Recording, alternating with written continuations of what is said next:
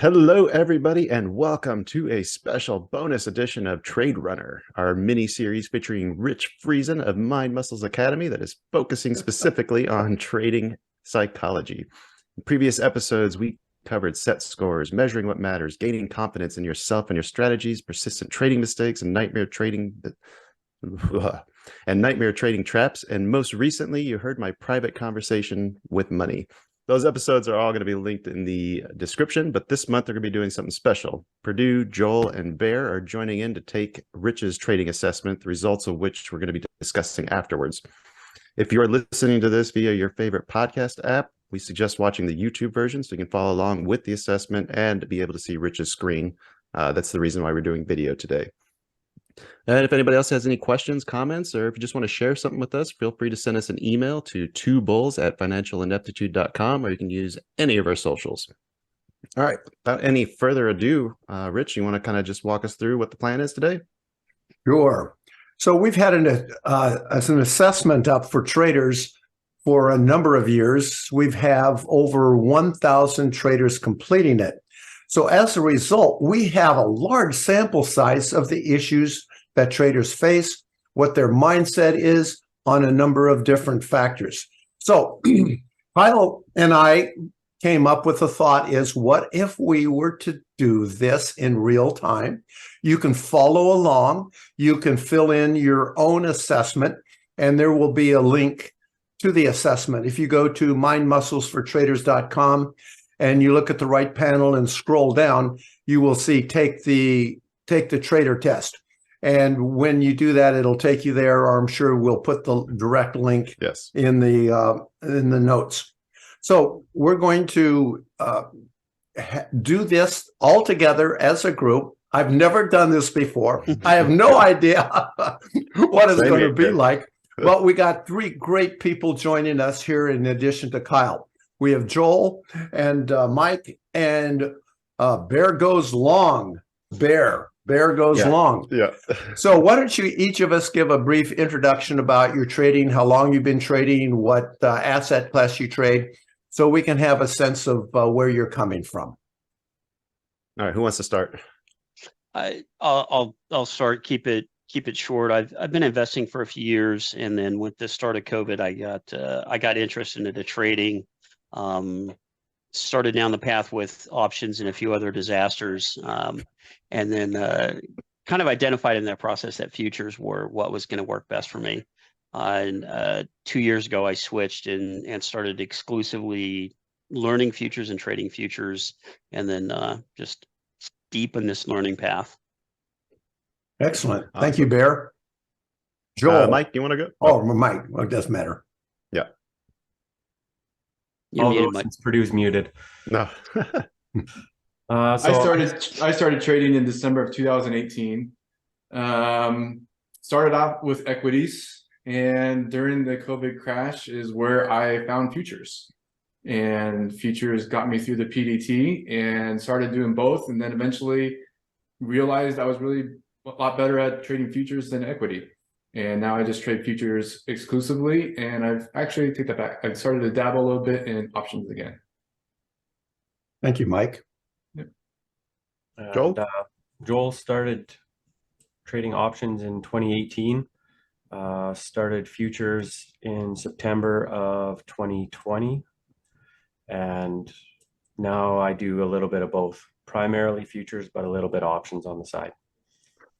I think everyone should be familiar with my story at this point, but just the quick highlights. Kind of similar to Bear, I jumped into trying to learn how to trade actively during the COVID crash, and then maybe about a year after that, started dabbling with the futures, and then just kind of found that was kind of what spoke to me. That was the asset that I really like. I've been trying to figure that out ever since. Excellent. Okay, so now do you guys all have the assessment open? Yes, sir. Yes. Yes, sir. Okay, great. So the first thing is just to get to know you, and you can fill that in. You know, what your relationship to Mind Muscles Academy is. And then you can hit the next button. You're missing the guided visualizations in those options. Yeah, I'm looking forward to those. Oh, excellent. Yeah, we don't have everything down here. How long have you been trading? And you've mentioned that. So since the assessment requires everything to be answered, you can fill it in there, how long you've been trading, Mhm. and then hit the next button. Okay, so the next section is awareness and openness. And this is important because awareness is the foundation for any of behavioral change you want to make.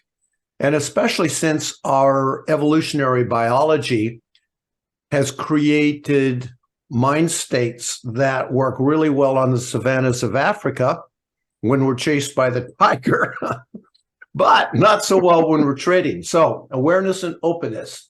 So I'm going to read it out and you guys can fill it in. And then we'll go on to the next session. So I sometimes wonder why I did what I did during the trading day. So many clients will come to me and say, man, I know I shouldn't have done that. So when trading doesn't go right, my frustration builds and builds. And you can answer these for people listening on strongly disagree, mildly agree, and strongly agree. When I make an impulse or other non-strategy trade, I'm aware that it is an impulse when I am making it, or is it afterwards? I know why and how I repeat the same trading mistakes over and over, and I can easily become aware of my physical sensations, my feelings, and thoughts. So go ahead and finish those up.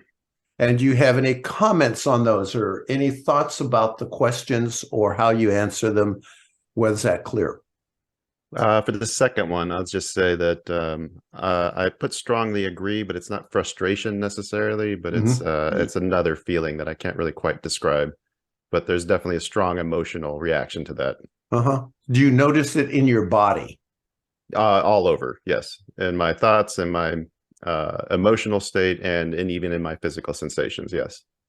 Okay, excellent. Any other questions or comments on this section? No, I agree with that. Next, Which behaviors. is ruining the curve. Yeah. I always sign it as a test so we know how to gotcha. delete them. Okay, behaviors and change. How do we approach behavioral change? So the first one is I tend to repeat the same trading behaviors even if they don't produce the results I want. I prefer known routines in my life that feel safe. The thought of creating new trading behaviors and responses feels uncomfortable. My friends or family might describe me as a bit stubborn. I feel helpless as my current trading struggles seem unchanged. So strongly disagree, mildly agree, or strongly agree to each of those. Oh man, this is a lot tougher than I thought it was going to be. Right. Yeah, I mean, the third one's kind of, makes me feel uncomfortable and excited at the same time. It's kind of a lot of conflict there. Okay. That it definitely makes me feel uncomfortable, but at the same time, it's like I know that I need to do that, and I'm excited about where that journey is going to take me. But taking those steps is terrifying. Yeah, it's almost like a feeling of being overwhelmed for me sometimes. Like I got to start all over again now to prove this new concept. Great. So we have uncomfortable along with excited and overwhelmed. So actually, I'm going to review this, and we may rephrase those to include your input here. I also I find it interesting how I believe I would have answered some of these just a few months ago. Oh, wow. And so so you sense a difference? Yeah. And is that difference positive? Yes, definitely positive. Excellent. Okay, so the next one is execution clarity. This section is important because it focuses on the quality of your execution process. I have a clear trading decision process. I know when I have made a trade that is from impulse or from my decision process. I often fail to execute my trading process or plan. In the moment of a trade, I have doubts and reasons to be fearful. and I execute all my setups with ease and flow. So comments on this section before we move on? I was just noticing that it's funny that it's the strong emotional response ones are very easy to identify. It's the ones where you're like, that I have the hardest time answering. Like, is it strongly agree or mildly agree? Is it strongly? But when it's a strongly disagree or agree one, like, oh yeah, that's easy to check off. Oh yeah. I'm at one end or the other. All of them. One end or the other. Okay. Excellent. Your personal trading compass, mastermind, and routines. This section is important because it focuses on the state of mind we bring to trading. So again, we're going to strongly disagree, mildly agree, or strongly agree. I have a checklist in writing or in my mind of the routines that create peak performance. I have a pre-trade routine that reduces negative feelings and thoughts. I only trade if I have completed my trading routine. I know what I need in terms of my physical body, in terms of rest, nourishment, and exercise to perform at my peak. I can tell the difference when I'm trading from reactions and impulse and when I am in my master trader state of being. So on the first one, is this, so I have a checklist in writing of the routines that I use to try to create peak performance, but I am not necessarily convinced yet that they are creating peak performance. Does that make sense? Yeah. So you have the checklist, you do it, and you're still not sure that that checklist correlates with peak performance. I think it could be better, is what I'm saying, I guess. The checklist could be better? Yes. Okay, excellent. So I think I'm going to put mildly agree for that one. Okay. I Joel? feel like I'm slightly Go ahead. familiar with the master trading state of being just from the interviews, but I don't really feel like I've felt that. Other than I do know when I feel in flow, for lack of better terms. Yeah, Rich, can you kind of explain the master trader mindset real quick for people who might not be familiar? Sure. In fact, we have a guided visualization that stepping into the master trader's mindset. And what is that like? What does it feel like? What are your physical sensations, your emotions? We can go through a trade from that. And often what I will do, if with a private client, I will have them step into the master trader's mindset. And we create that either by someone they imagine is a master trader or what that would be like. What's interesting is sometimes people have no concept of how to get there or what that is like.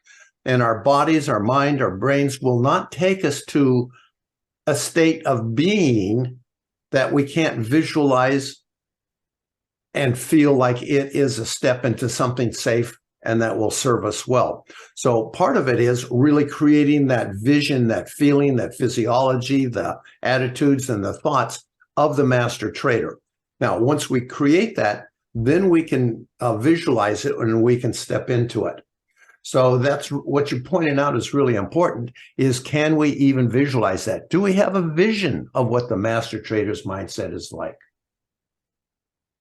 I think I felt myself step into it a few different times, but it's never for an extended periods of time. Like it's for a trade or for a set period of time. And it feels amazing when I get into it. And that's something that I definitely want to figure out how to spend more time doing.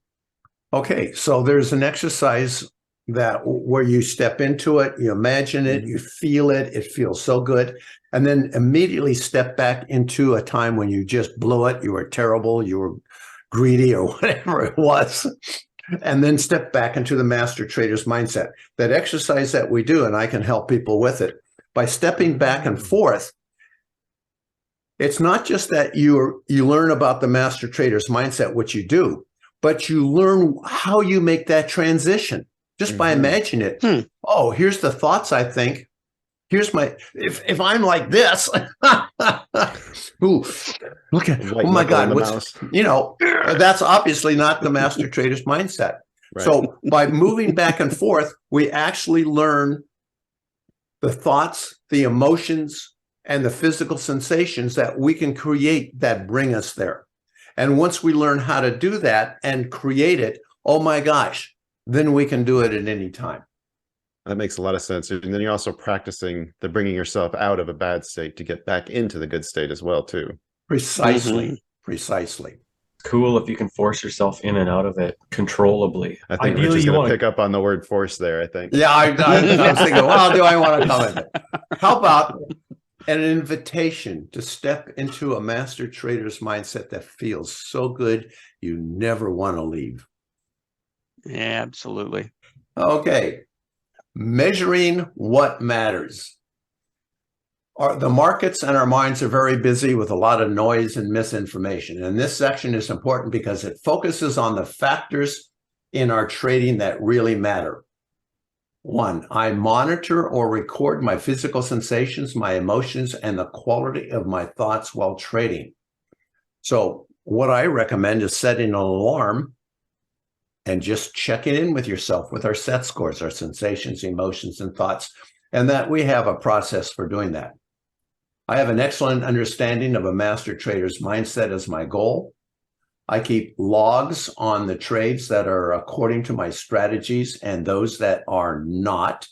So in other words, you can find, here's my strategy trade. Here's my non-strategy trades. You can tell the P&L difference. And as a result, I keep separate P&L logs for each strategy or type of trade I make. And one strategy can be impulse or fear or greed. So you can literally, if you're trading out of a mindset, you can turn that into a strategy and then measure the trades and how well you did. And I track my critical trading behaviors and improvements on a regular basis. Interesting. Can we go back to the first one? Because I'm going to feel really bad right now, but I think that I have to actually put strongly disagree on that. And I hate myself for having to say that out loud here. Okay. I so track can we rephrase that, Kyle? Yes, we can. Wow. There's a part of me. There's a part of me that used to do X, Y, and Z, but I so look forward, and it's going to feel so good as I monitor and record my physical sensations. So rather than hating yourself, invite yourself to the new state. And I'm going to give you a minute here to rephrase that and make the invitation so wonderful you can't resist it. I am excited by the fact that this assessment has highlighted a spot where I know I can easily improve by taking the tracking and the set scores that I do on a morning basis and carrying that through to the rest of the trading day. Excellent. So any other comments on this section? How does this strike you? Can you kind of expound a little bit more on the last one on there? The tracking critical trading behaviors and improvements. Like how, can you explain what that means a little bit more? Sure. I track or maybe give some examples. Yeah, I track my critical trading behaviors and improvements. So in other words, we have a mind metrics application that helps out, but you can do it, Okay. on a spreadsheet or just a document. So what I noticed was this morning, I had the argument with my wife last night. We didn't cuddle in bed. I got up this morning and normally there was milk in the fridge, but it wasn't there. I'm really irritated. I sit down at the computer and I see a setup and I hesitate. Oh my God, I didn't take it. And then I'm going to not do a bunch of swear words here in case there's children listening. So then what I would do in my journal, I would say, my life was set up in a way that I came irritated about a bunch of other things in my environment. I noticed my trading behavior when I came to the marketplace and I didn't execute a setup because of my irritation. And so that would be my journal entry for the day. So tracking your critical trading behaviors and improvements on a regular basis means you're just journaling what are the important things or the emotional things or the physical things that are keeping you from the master trader's mindset. I think I do a good job of tracking it. It's the review part that I think I could do a lot better. Okay. If that makes sense. Sure. So in other words, if you go back and review the journal or however you track it, and then you could say, okay, what am I noticing? What really stands out? What is a consistent theme through all of that? And what is underlying or what's driving it? So yes, all good. Oh, this next one looks fun. Okay, so this is a grab and move. Oh, Right. So what we can do is select 3 issues that cost you the most money. Oh, that shouldn't be that hard. This one. This one. Then once you move them to the right column, you can move them up and down for priority. You're only allowed 3, eh? Okay. The 3 most. Well, normally you are, but since this is Kyle's putting this together, you have a special dispensation. And you can put in as many as you want. I don't know. I like the 3. I mean, I know, at least I feel like I know where the core of my problem comes from, and then I let it cascade into these other things. Okay, yeah. Maybe I'm wrong. Yeah, if you can put the ones that are more core rather than symptomatic, that would be great. That's a good point. Yeah, because difficulty pulling the trigger and lack of confidence are kind of the same issue. All right, so let's take that one back out. And then There, I'll just keep it to 3. I'll follow the rules.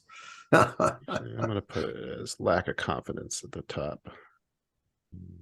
What's interesting, I think, for mine, they're all easily fixed. All 3 are easily fixed by one. Oh, that must feel great. Yeah. That's actually pretty inspiring. Yeah, it goes back like 2 sets of questions ago of I know what the problem is, but I keep doing it again and again and again. Well, we can talk. That's really an important bear. That is such an important thing you just brought up. So the question is, what drives that repeated behavior? I swear I'm eat 2 pieces of pizza. And once, as soon as I say that out loud, the next thought that comes to my mind is that I think I know what the problem but if I can't stop doing the behavior, then maybe that's telling me I haven't actually figured out what the source of the problem is. Yeah. Well, this is a bear. I'm so glad you brought this up because this is just an important concept. So I'm going to go on to the next about how can we improve your trading? What can we do to support you? And we have all sorts of stuff there and you can select that, but I'm not going to spend any time on that because, well, I'll mention that we have real-time coaching. We don't have any live groups for the moment. We do have private coaching, online courses. We have a library of tools. We have just a ton of blogs. Oh my gosh, that cover almost everything that are free. And we have audios. So we cover the gamut of support. Okay, so here's an important section, intention and dedication. On a scale of 1 to 10, what is your commitment to do what it takes to get rid of your losing behaviors and replace them with profitable ones? Now, what do you believe right now are your chances of reaching success in your trading goals? How much impact does your state of mind, emotional reactions, and resilience have on your trading results? Whatever you pick, it's more. And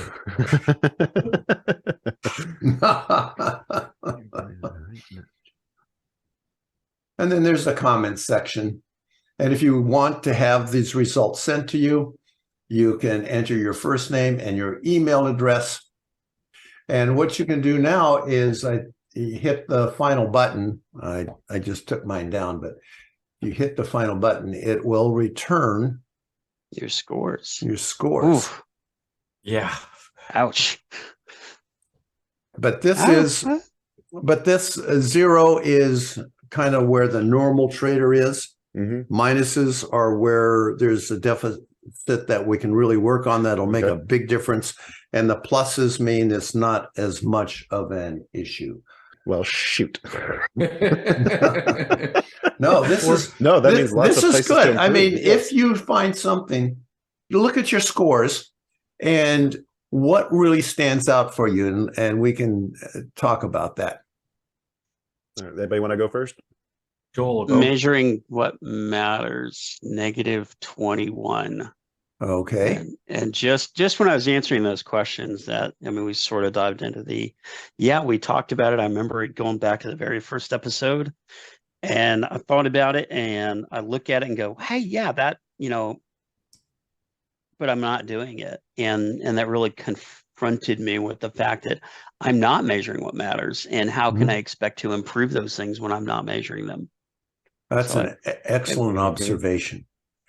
So if you look at your time, all the commitments you have in your life, and you look at taking the time to measure what matters, what stops you?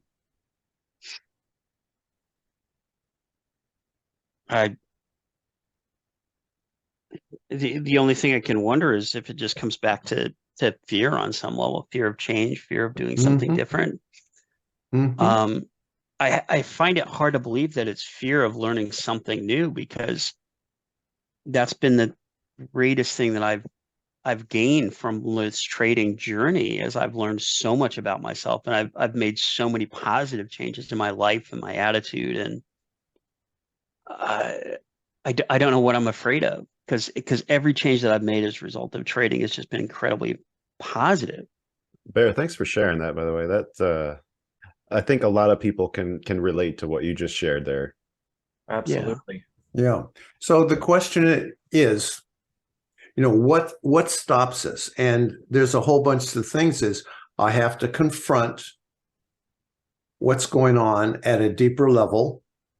I'm not ready to step into a master trader's mindset. And this is one thing that nobody comes to me and says, Rich, I'm not ready for success. But as I work with my clients, do you realize the power you have if you are consistently profitable and all you need to do is increase your size? It's a superpower. I was trying to explain that to my wife the other day, like why that's such a powerful thing. And I was like, it's unlimited. Like you can scale this to wherever you want. Like that is kind of terrifying sometimes to think about. It is. You can scale it as far as you can maintain your mindset. Mm-hmm. Boy, I would like to underline that, highlight it, put it in flashing lights. Would you say that again? You can scale it as far as you can contain your mindset. Exactly. Maintain your mindset. Mindset. Thank you. Not contain, maintain. You know that, many lottery winners return to their normal net worth. Mm-hmm. NFL football players, tens of millions of dollars they've made, not enough money to retire. That stepping into that mindset of wealth, the responsibility, the good you can do, the bad you can do. I wrote a whole book, A Private Conversation with Money, because to step into that wealth when it isn't part of our background or our training is terrifying, or a lot of people feel a tremendous amount of guilt around that. So stepping into that, and the power sometimes will stop us from doing what we need to do. That's a great observation. Thank you, Bear. I feel like you both touched into that pretty deeply in the last episode or the 5th episode. but it's still processing it. You know, it's one thing to hear it. It's another thing to think about it, but it's a whole different dimension to actually do it and follow through. Mhm. Yeah. Okay. So what we can do is in fact, we're going to give everybody who wants to complete this a chance to set a time with me to get this process going. So Bear, we'll do that, Okay. and we'll start the process. And sometimes just having somebody on the other side of that line saying, hey, Bear, this is going to feel so good when you get here. This is going to make such a difference. That invitation, I know in my own life when I have somebody I respect or a mentor or a coach who says, hey, come on, it's right here. It's going to feel so good that all of a sudden that barrier disappears. I can confirm that from every recording I've done with Rich. Yeah. Excellent. Okay, Joel, your thoughts or comments on the results? My lowest score was behavior and change. Mm-hmm. I got -21. Okay. So in your life as a whole, changing your behaviors, how do you experience that? Terribly. Terribly. I don't change my behaviors. I am as consistent and persistent as it comes. Okay. And some of those behaviors that are consistent, my guess is serve you very well. Absolutely. Oh boy. I know from my own life, I have some behaviors that have just been refined over the decades. And man, they relieve stress. I don't have to think about them. My life works. They produce positive results all the time. Yeah. Okay. Now, are there behaviors, Joel, that don't serve you well that you repeat? There are many, actually. Okay. Can you give me an example of something that you would like to change and step into a new behavior? I'll give you two. They're related. One of them is just 2 pieces of pizza. Yeah. Yeah. And the other one is just going out and tying my shoes. I think if I could convince myself to tie my shoes and step out on the driveway every day, I would probably run every day. But I don't, for whatever reason. And so I end up running like maybe 1 or 2 days a week where I could run 4 or 5. Excellent. Mm-hmm. So by tying your shoes, that's a metaphor for getting dressed as a runner. Yeah. I could sit on the couch and watch TV. I could go play Nintendo. I could, read a book. I could look at my computer. I could look at charts. Okay. So here's the exercise. You can do all of those things. Yeah. I want you to take your running shoes and set them next to you. That's it. Okay. Can you do that? Absolutely. Yeah, I can do that. Okay. So here's what I find, that in the morning I had a bad back for a long time. And for the last 3 years, I've been doing a series of stretches and exercises in the morning. No back problems. So what I do is I just say, okay, I don't have to exercise or do the whole thing this morning. All I need to do is my cat stretches, where you're just bending your back. Yeah. And I breathe with it. That's all I have to do. The rest of them just come. Right. I get my breath going. So all you need to do is put your running shoes next to you while you're doing your Nintendo or whatever. That's the first step. That's it. Just having the first step completed, or the easy task to check off your list, makes it that much easier to do the rest of it. And the next thing is maybe to, put them on. Mm-hmm. But let's just start easy. Just set them next to you. Awesome. I can do that for sure. Okay. So the behaviors that you want, what we're going to do is we're going to create an inviting first step that you can do. And this is for everyone. Okay. Other thoughts on the assessment results? Anything that stands out for you? Anything on the plus side that's going really well and working for you that feels good? I got a 21 on intentions. Okay. So that's really good. Similar. Excellent. I got The average score of 1,000 traders on intention is about a 9. Oh, that means we're gonna make it. Yeah. And What did you say you were at, Mike? on intentions. I am 20. Okay. How does the rest of your results, Mike? I don't think we've heard from you yet. They actually pegged me pretty well. And I actually had a feeling it would go this direction. My lowest score is -21 on measuring what matters. And that does not surprise me at all right now. But what caught my attention was actually in the awareness and openness, I got a -5. But reading the paragraphs that go beneath it, this sentence put me it pegged me pretty good. In the past, you may have avoided such real-time awareness because of the conflicts, discomfort, and the pain that triggers this. And that sums up a lot of my problems with my trading, is when I get frustrated with work, employees, whatever it may be, that takes me away from being aware of what I'm doing, and I take my anger out on the screen. oh man, that is such a powerful awareness, Mike. Thank you. With that awareness now, you can work with that. So one of the exercises that my clients do is they put a rope on the floor or blue tape or something hanging in front of their trading desk. So when they step into it, there's something they have to do physically.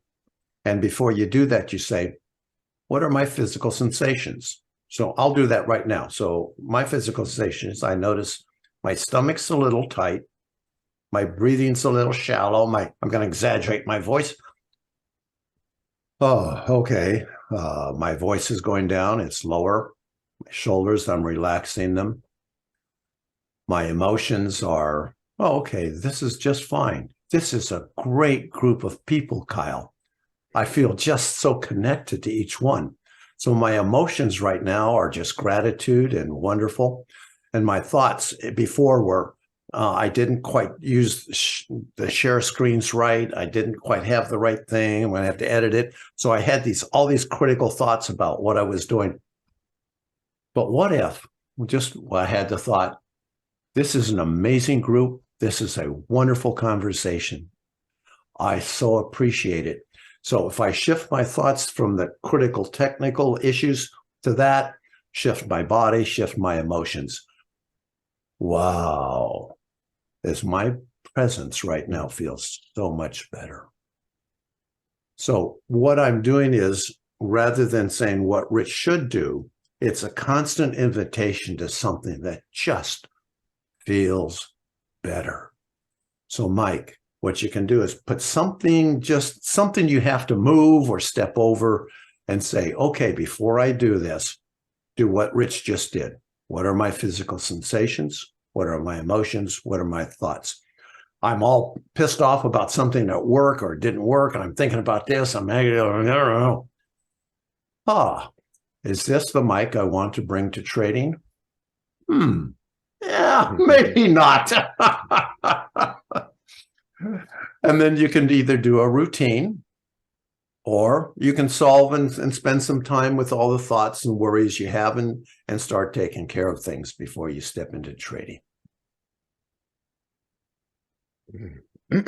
Difficult part for me is I trade while I'm at the office. So I think really I need to either be one place or the other, and either shut down all my screens and not trade at the office, or work something out to where either I'm trading or I'm at the office. It can't be both.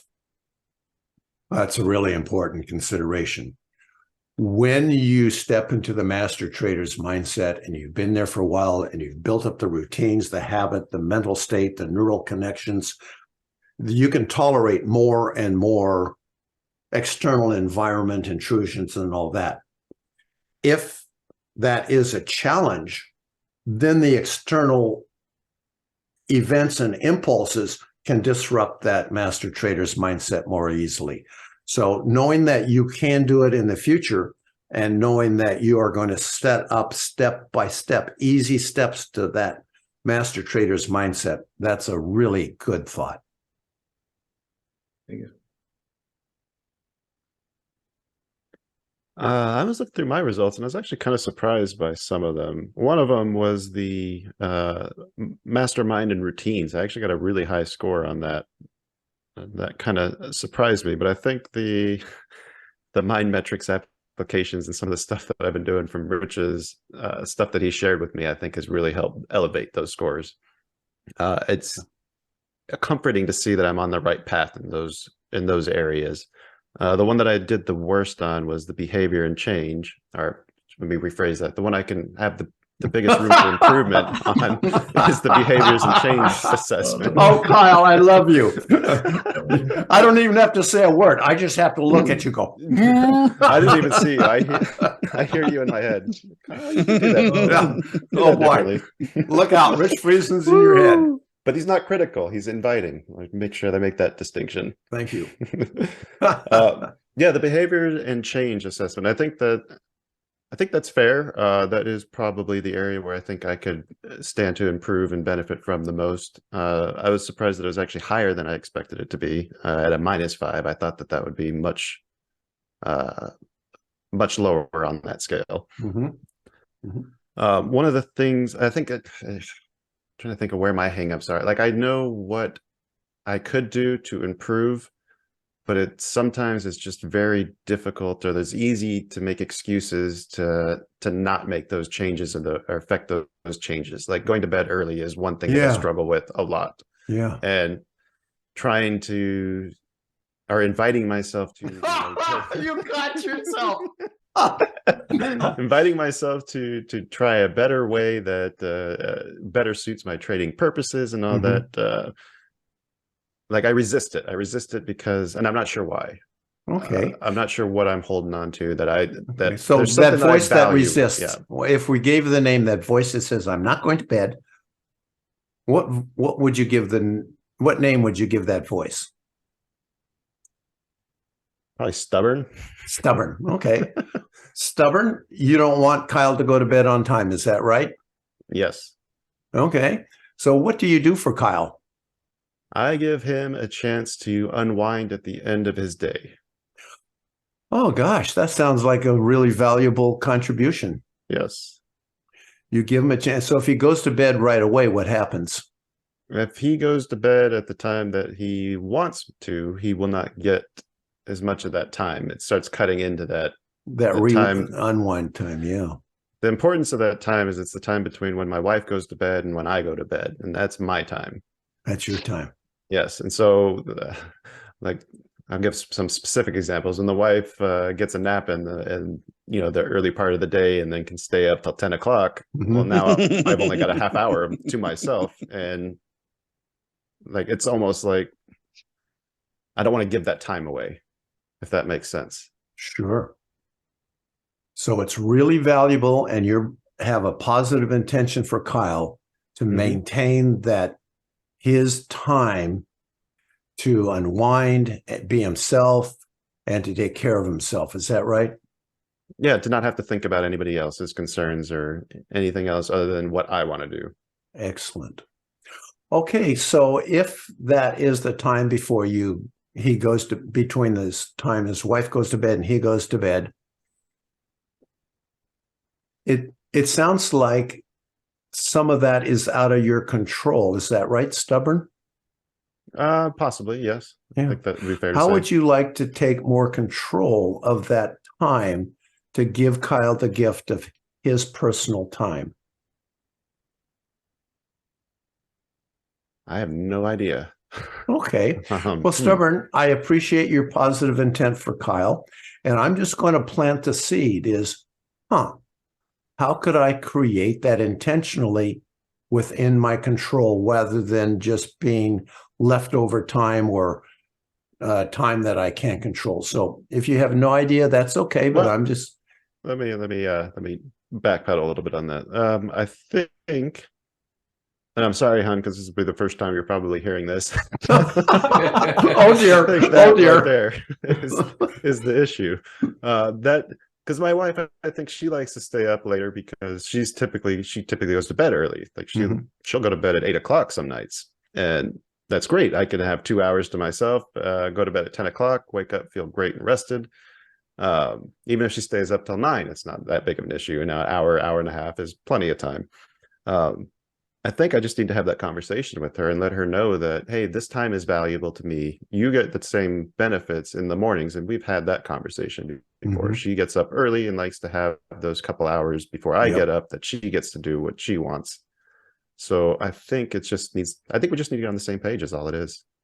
Yeah, so once you've identified that positive intent, then you can say, okay, how can I be an agent in my life and create that intentionally? So well done, Kyle. Ooh, I like the way you said that, Rich. Be an agent for the change that you want. Yeah. Yeah. And that's really important because what we do at Mind Muscles is we start with a base of awareness. And then we look at acceptance. So whatever we discover, we accept it. And then from that, we can then say, oh, now what do I want? So the awareness actually morphs into agency, the ability to create what we want when we practice it enough. That makes sense. You can't intentionally change something if you don't know it's there. Yep.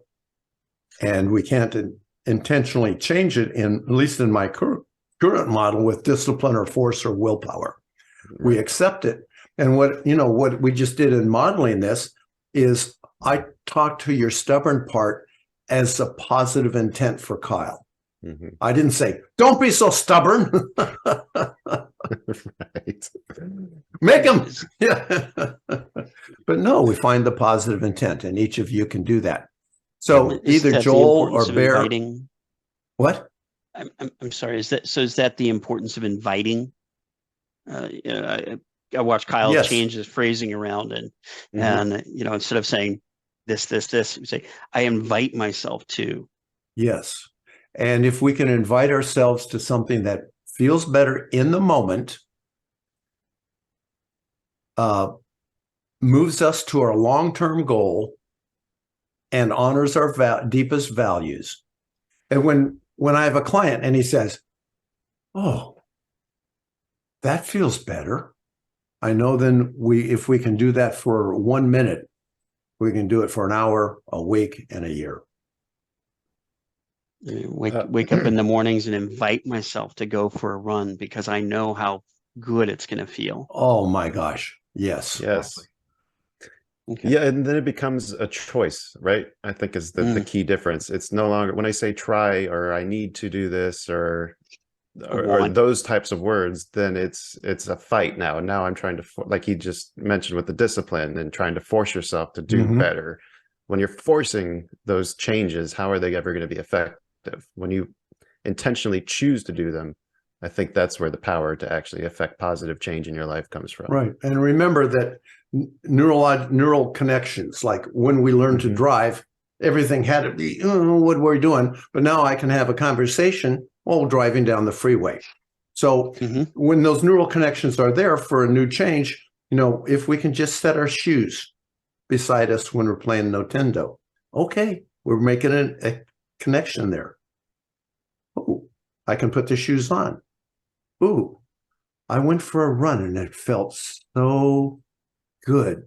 So we're going from judging ourselves, willpower, discipline, to constantly inviting ourselves to things that feel better, honor our values, and get us to our goals. Oh my gosh, what a life of expecting things to be better and better. Oh my gosh, that's wonderful. It is. I'm going to store my running shoes on my keyboard. I keep mine under my desk. That's awesome.